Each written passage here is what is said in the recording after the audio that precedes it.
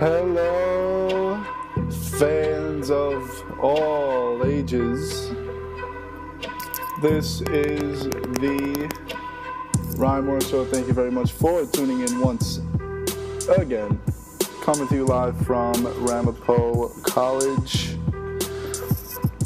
We have a lot of news to talk about, and today we're going to start off with something that happened several months ago. Remember about a year ago when Alex Rodriguez went on the Mike Francesa show and went on the record and said he did not take any steroids, he did not take any HGH, he did not take any performance-enhancing drugs. Well, that was a lie. And no one should be surprised.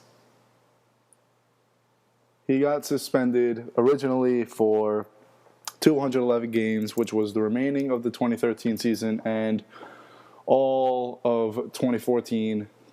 It got reduced, quote unquote, to just the 2014 regular season. And before he got suspended, A-Rod said that he was not accepting any suspension. And then he accepted the season-long suspension back in January or February. I don't remember. I think it was January. The second that he accepted that suspension, I'm pretty sure everyone knew that he was lying the whole time. A-Rod was not accepting a suspension, but he was not accepting a suspension based on something that was not true. Allegedly. Not true. Once he admitted his guilt, that's when he got suspended. And if you are legitimately surprised that he admitted this and that he lied, if you are surprised that he lied, then you need to go get something checked out. Of course he was lying since day one. Since day one he was lying. He turned down, when he first got suspended and the whole arbitration hearing was going on in the last offseason, he denied shows left and right because he just wanted to get the hearing process over with. He wanted to plead his case and not serve an inning. That's why he turned down every single show. And then when he finally got on a show, when Horowitz, the arbitrator of that time, said that Bud Selig did not have to testify for the suspension. And I'm going to say right now, Bud Selig should have testified. I thought that was complete garbage. As much as I hate A-Rod, he said when he was on the Mike Francesa show that it is pathetic that Bud Selig, the guy who suspended him originally, could not look at him in the eye and say, this is why I'm going to suspend you. I thought that was downright pathetic and terrible by the commissioner. And I'm so glad that he is retiring in January because he is the biggest hypocrite in all of sports. Now that that's out of the way, the only reason why he went on the Mike Francesa show was because Mike Francesa was the only person to back him up. Michael Kay said that he has tarnished his relationship with A-Rod. That's why he didn't go on that show. He didn't talk to Katie Couric because that was the first person he talked to when he admitted taking steroids back in 2009. He didn't go on The View. He didn't go on the Today Show. He didn't go on this. He didn't go on that. He went on Mike Francesa's show because he was the only one that backed him up. I thought he was innocent. I'm gonna be serious. There was an ounce of me that thought he was innocent after the interview. But now that I think about it, that's the only reason why he went on that show. Because Mike Francesa's in love with the guy. He said in a firm voice, Francesa asked him numerous times, did you do this, did you do this, did you do that? He said, no, I should be there opening day. You're correct. I did not take anything. I am innocent. And then the second he got suspended, I knew that was all a lie. I mean, the guy's reputation has been tarnished forever.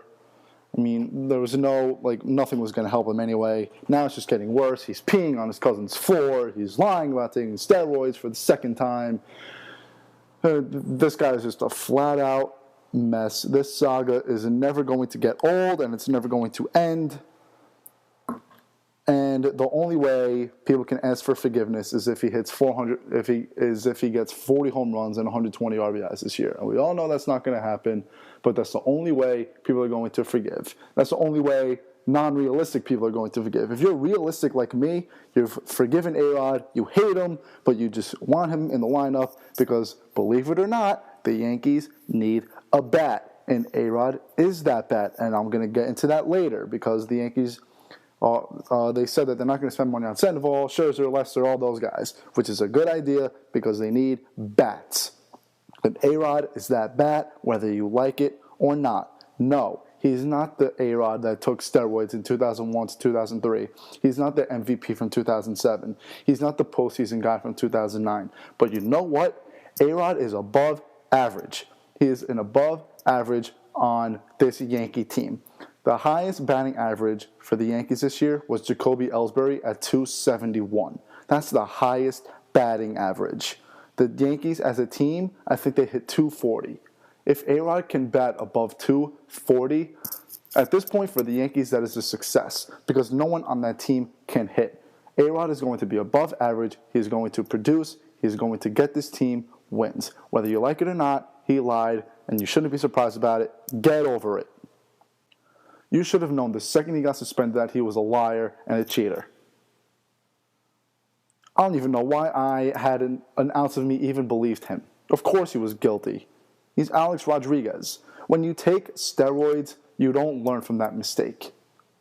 I wouldn't be surprised that the people who got suspended in after the original biogenesis scan, that whole thing, the first group of guys to get suspended, Cruz, Braun, Cervelli, all those guys, I would not be surprised if they were still taking steroids because you don't learn. People are idiots.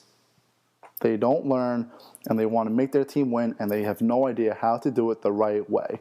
And especially when you have guys like A-Rod, who, steroids or not, whether you like him or not, he is probably the greatest player of this generation.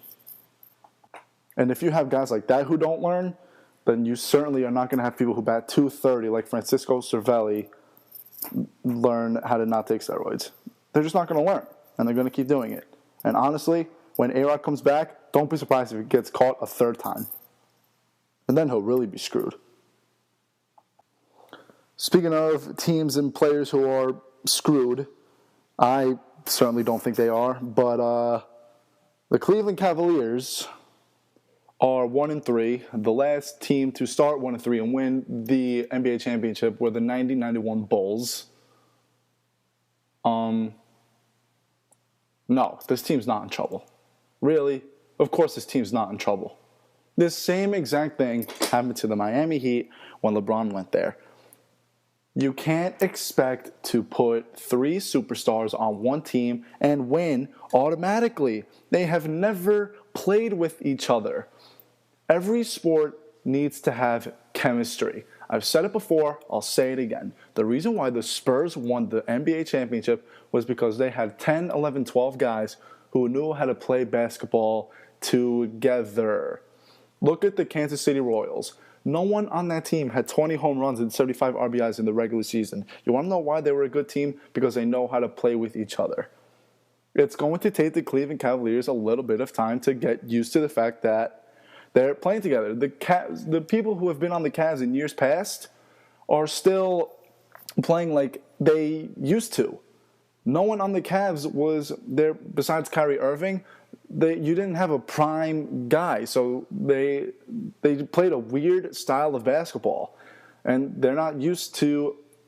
They're still playing that style of basketball. They're not really used to this great team. They have to work on their chemistry before you expect them to be the 95, 96 Bulls, and let alone the team that we expected of them. They're 1-3. They are still one of the best teams in the league. They are not going to finish at this rate. What would they finish? Like 20? I don't even know. I'm not going to do the math.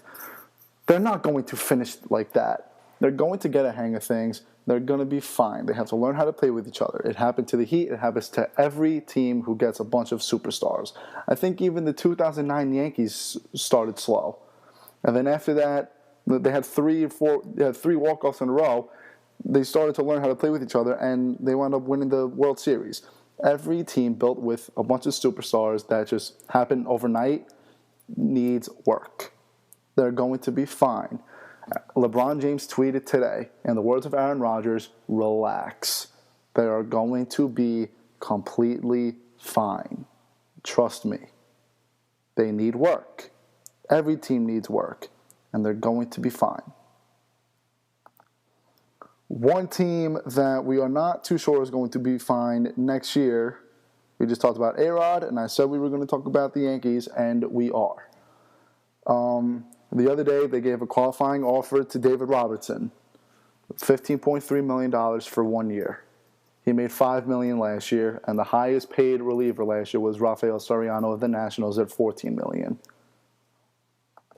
I am a huge David Robertson fan. I thought he was outstanding last year. He had 39 saves out of 44 opportunities. His ERA was a little bit high for a reliever, but that was because of a couple games where he just let up a ton of runs. ERA, remember, goes by 9 innings. And he didn't have that many innings compared to a starter, obviously. So his ERA was going to be a little high.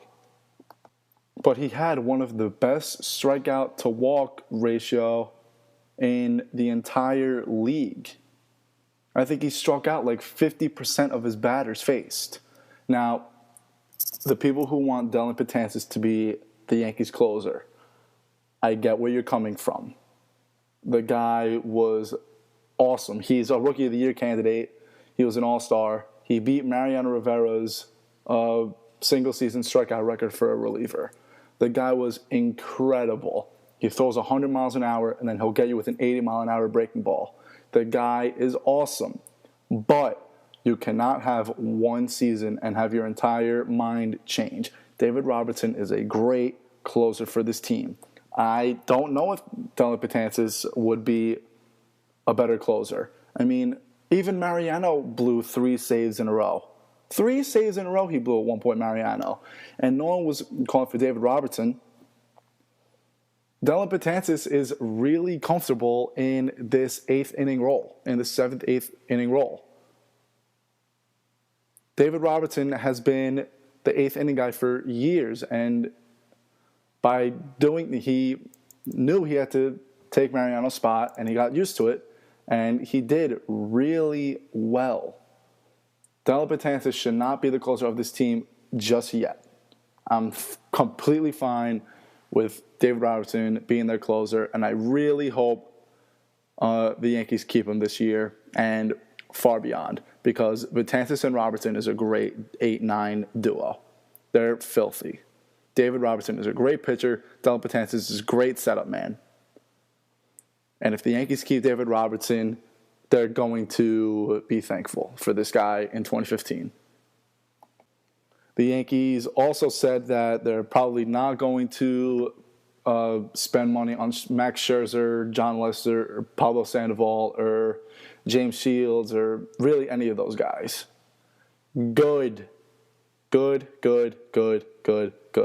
Why do you have to spend money on things that talk about the rotation right now? Why do you have to spend money and try to change things that aren't broken? If it ain't broke, don't fix it. You ever hear that phrase? Their rotation next year is Tanaka, hopefully he stays healthy. Nova when he gets back. Pineda, hopefully he stays healthy. CC if he stays healthy.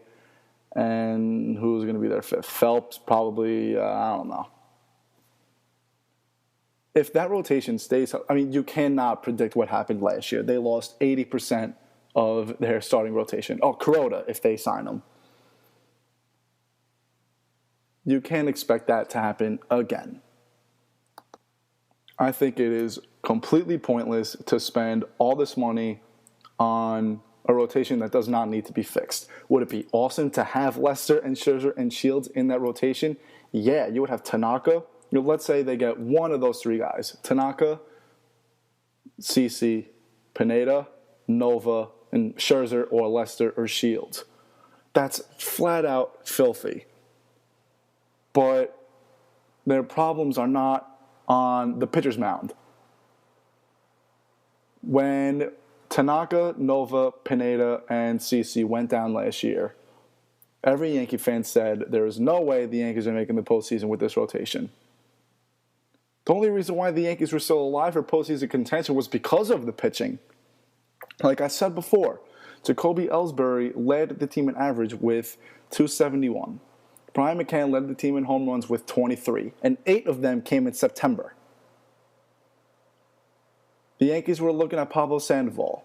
I think that is ridiculous. Pablo Sandoval is a really good player, don't get me wrong, and in the postseason, he's a different species. But signing him would just be so ridiculous. Mark Teixeira is your first baseman, and there have been talks about A-Rod backing up Teixeira at first. Keyword, backing up. Okay? If you sign Pablo Sandoval, let's say the Yankees sign Pablo. Obviously, the Yankees are going to put Sandoval over A-Rod at third base. That means they are paying A-Rod $61 million over the next 3 years to sit on the bench. I'm sorry. Unless he is completely terrible, batting 190 and hitting 2 home runs on the year, A-Rod is starting at third base. You gave this guy $295 million. You better use it effectively. A-Rod is the starting third baseman for the New York Yankees, no one else. If they sign Pablo Sandoval or any other third baseman, it is absolutely ridiculous. They're really going to pay A-Rod $20 million this year to sit on the bench. That is ludicrous. That is garbage. It would be absolutely ridiculous if A-Rod does not play third base on opening day. Again, if he is absolutely brutal like it was in that 2012 postseason, then yes, bench him. Don't bench him for the entire season. Bench him for a little while. Tell him to get his mind right. Because his mind is going to be all over the place this year. Because 70% of Yankee fans early on in the year are going to be booing him. And everywhere he goes, he's going to get booed out of. He's going to be on murder watch every time he's on the road. And even at some Yankee games, he's going to be on murder watch. There's going to have to be extra security around him everywhere he goes, if there's not already. But anyway, the Yankees don't need a primetime third baseman. They don't have a primetime third baseman. I wouldn't call A-Rod primetime skill-wise. But if they're spending $20 million on a third baseman, why are you going to sign Pablo Sandoval for probably another $20 million a year? That's $40 million for 2 third basemen, and they're only going to play one constantly. So that is absolutely ridiculous. They don't need to bulk up the rotation because it is fine. Last year's rotation, when they got hurt, was fine. And they're going to be really good this year if everyone stays healthy. Again, you cannot predict 4 of the 5 starters to be injured. If you're going to get a starter, look for a middleman guy where you don't have to spend millions and millions and millions of dollars. You know what the Yankees' biggest concern should be? A shortstop. Why do they constantly talk about pitching and a third baseman when the Yankees don't have a shortstop? Derek Jeter just retired. He was their shortstop for 20 years. It was easy to fill up the lineup card for 20 seasons. Now, it's not so easy. You need a shortstop. Whether you trade for Tulowitzki, whether you sign Hanley Ramirez, I don't care. Worry about the shortstop position first, because that is their main priority. The shortstop is the man of the field, the captain of the field. He tells people what to do. The shortstop is your go-to guy. He should have the highest baseball IQ on the diamond, and the Yankees do not have one. They have defensive shortstops, but they don't have all-around shortstops, and that is a big issue. You cannot play without a shortstop, so the Yankees need to worry about that first. Don't worry about signing Pablo Sandoval when you already have A-Rod at third base. Don't worry about signing Scherzer, Lester, or James Shields when you already have a 5-man rotation. You have 8 guys vying for 5 spots. Why are you going to sign more? Why are you going to spend so much money on things that the Yankees don't need? Get a shortstop. You need it. And a second baseman. Unless if you have Rob Refsnyder come up from the minors, you need a second baseman. I'm not perfectly content with Martin Prado playing second base. The Yankees don't even have an outfield at this point because Beltran is probably going to DH. Ichiro's probably going to be gone. Jacoby and Gardner are going to man center field and left field. A right field is missing, so you probably put Prado over there. You already have Chase Headley anyway. So Chase Headley and A-Rod are probably your 2 third basemen. Why are you going to get Pablo Sandoval? Get a shortstop. I haven't heard any talks about them getting a shortstop yet. Everything I've ever heard was basically every position except catcher and shortstop and the outfield. That's it. And first base. I said before, if it ain't broke, don't fix it. Well, the shortstop position for the Yankees is broke. It is empty. So fill it up. Sandoval wants to stay in San Francisco anyway. He's won 3 World Series titles in the last 5 years, and he loves San Fran. So if you're going to want Pablo Sandoval, you're going to have to pay him a fortune. Don't worry about Pablo. Worry about a shortstop. Well, it is Thursday night, and you know what that means. Week 10 starts tonight in the National Football League. And I'm going to, once again, give you my predictions on a Thursday. Tonight is the Cleveland Browns and the Cincinnati Bengals. Browns at 5-3, Bengals at 5-2-1, undefeated at home, but they do have that tie. The Bengals are favored by 6.5, and I think I'm going to give this one to the Bengals, despite Gio Bernard being out for his 2nd straight game.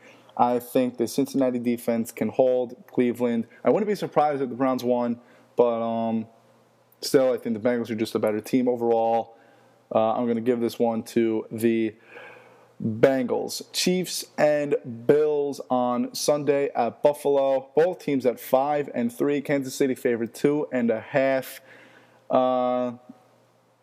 I'm going to give this one to the Chiefs. The Bills have no running game. C.J. Spiller and Fred Jackson are both out. I think if this game was played 2 or 3 weeks ago, when both Buffalo running backs were available, it would be a much different game. But I think the Chiefs are just a better team, and since the Bills have no running game, I'm going to go with the Chiefs on that one. Dolphins and Lions. Dolphins are 5-3, surprisingly. Detroit leading the NFC North at 6-2, 3-1 at home. Calvin Johnson making his playing his first game back after missing 3 games, and that is why I'm going to pick the Detroit Lions. I think with Calvin back, he's going to be a threat. I think Stafford can torch the Dolphins secondary, despite they have been pretty good, and the Dolphins are coming off of a great win against San Diego, but Detroit has been a very good team without Calvin Johnson.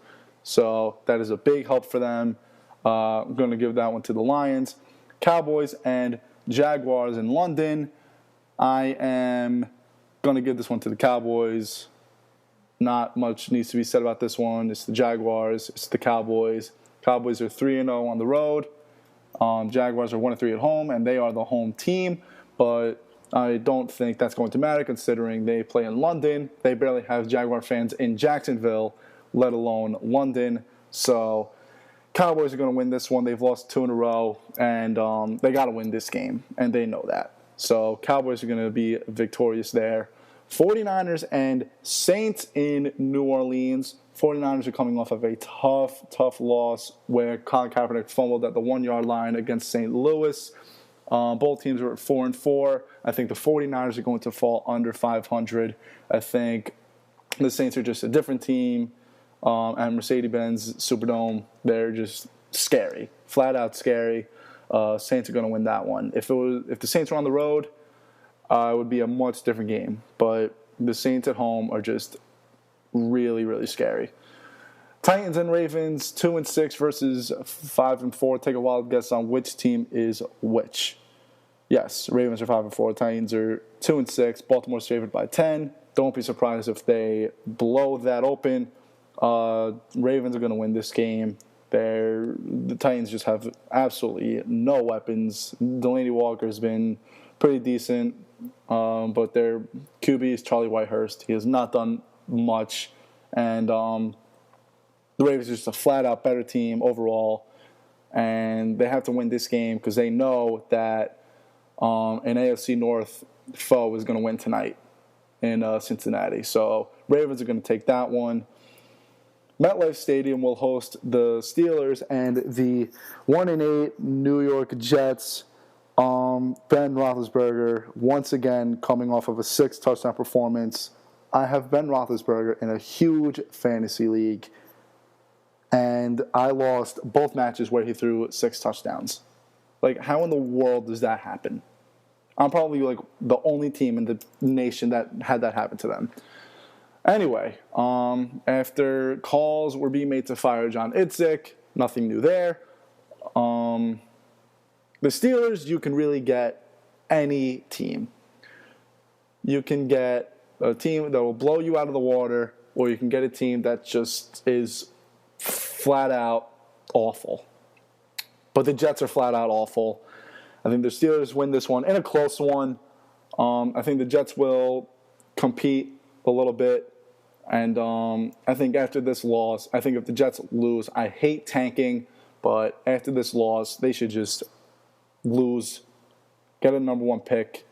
And I've said it before, I'll say it again, don't draft a quarterback because that's not their issue. They need weapons, they need to spend their money, all that good stuff. But before that happens, the Steelers are going to beat them.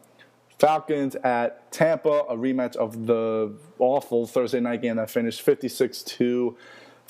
Both of these teams are pretty terrible, but one winless streak will end. The Falcons are 0-4 on the road. The Bucs are 0-4 at home. The Falcons are 2-6. The Bucs are at 1-7. I'm going to give this one to the Falcons, despite them being 2-6. Matt Ryan and Julio and Roddy and Harry Douglas. That's just, they can go off basically whenever they want. And the Buccaneers have zero defense. They've let up 50 points twice this year. Going to give that one to Atlanta. Broncos are at the Raiders. Not much needs to be said here. It's the 6-2 Broncos, one of the best teams in the league, and the worst team in the league, the Raiders. Broncos are going to win that one. Rams and Cardinals. Rams coming off of that big win when Colin Kaepernick fumbled, like we mentioned before, but they go on the road against the 7-1 Arizona Cardinals. The Cardinals have been a flat-out awesome team. I think they're going to continue that. I think they win this one. Carson Palmer has done a pretty nice job so far. And the Rams, really, they're just not a threat at all. So going to give that one to the Cardinals. The New York Giants have lost 3 in a row, and they go on the road to Seattle. Earlier in the year, you look at this game and you say there's no way the Giants are beating the Seahawks. And before you jump to conclusions, I don't think the Giants are going to win this game. I think the Seahawks win, but the Seahawks have not been playing good football. Oakland only lost by 6 in Seattle. Okay? But either way, I think the Giants lose their 4th in a row. I just don't think, the Seattle has a great defense against the Giants' terrible offensive line. Even if Rashad Jennings plays this week, he's not going to be at 100%. There's none that can be said. I mean, Rashad Jennings is this team's leading rusher. 396 yards, 2 touchdowns. He hasn't played in, 3 weeks? That explains it right there. The Giants they stink. They flat out stink. And I'm a huge Giant fan. They stink. Seahawks are going to win that game, sadly, and the Giants are going to fall to 3-6. And I mean, hopefully the Giants can win one of their next few games. They have Sunday at Seattle. They have home against San Fran. They have home against Dallas. And after that, it's pretty easy. They have to win one or two of these games before they go on that easy, 4 or 5 games in a row. They verse Jacksonville. They verse Tennessee. They verse Philly. They verse Washington. Easy schedule later. And they have to win. They have to get momentum going into that series of games. But it's not going to start on Sunday. Seahawks are going to win this one. Sunday Night Football will be a great matchup between the Chicago Bears and the Green Bay Packers. Bears are 3-5, and the Packers are 5-3. This game will be played at Lambeau Field, and I think that plays a huge part. The Packers are 3-0 at Lambeau this year. I think they will move to 4-0 and 6-3 overall. The Packers are a great team. The Bears have done nothing. Alshon Jeffrey is their leading receiver right now. And look at his stats. 38 catches, 563 yards, 3 touchdowns. Not exactly an Alshon Jeffrey-like year. And where is Brandon Marshall this year? He hasn't been anywhere besides that 3-touchdown game. I forgot who it was against. But that was the only time I've heard his name this year so far. So the Packers are going to win this one. And they better hope Detroit loses, because right now Green Bay is falling behind in the NFC North standings. Monday Night Football will be the 3-5-1 Carolina Panthers against the 6-2 Philadelphia Eagles, who are undefeated at Lincoln Financial Field this year. And I think they're going to continue that streak. I think Carolina defense has just been flat out awful. I think the Eagles are a really good football team. And even though Mark Sanchez is now the quarterback for this team, he is going to benefit because in Chip Kelly's system. Mark Sanchez is not a bad quarterback, people. He just played in the worst environment possible. In New York, if you throw an interception, you get booed. If you let up a home run, you get booed. If you let up a goal, you get booed. If you let up a basket, you get booed. Mark Sanchez just played in a bad environment. Quick fact: the butt fumble game, he threw for 72. He completed 72% of his passes, and he had 300 yards. He outplayed Tom Brady in that game. Pick up Mark Sanchez in fantasy if your quarterback has a bye week. Okay? Pick him up. He's going to be all right. Chip Kelly, I can succeed in Chip Kelly's offense. Seriously. And against Carolina's defense this year, who has been brutal, Morik Sanchez is going to benefit. The Eagles are going to move to 7-2. All right, that does it for Week 10 predictions. Before we go, quick look at some of the games being played tonight. Starting off with college football, 21 Clemson will be at Wake Forest. That game will be on ESPN tonight. In the NBA on TNT, it's the San Antonio Spurs against the Houston Rockets at 8 o'clock. And at 10:30, it is the Dallas Mavericks against the Portland Trailblazers. In the NHL, it's the Oilers at the Bruins, the Panthers at the Flyers, the Wild at the Senators, the Flames at the Lightning, the Penguins at the Jets, the New Jersey Devils at the St. Louis Blues, the Predators at the Stars, Maple Leafs at the Avalanche, Islanders at the Kings, and the Vancouver Canucks at the San Jose Sharks. And like we mentioned before, the Cleveland Browns and Cincinnati Bengals tonight. That game will be broadcasted tonight on CBS. And that is going to officially do it for me. Thank you all very much for tuning in. Stay warm, stay dry, not great weather. Go watch some football, go watch some basketball, some hockey, whatever you want to do. Remember, it's not goodbye. You'd see you later. So long, everybody.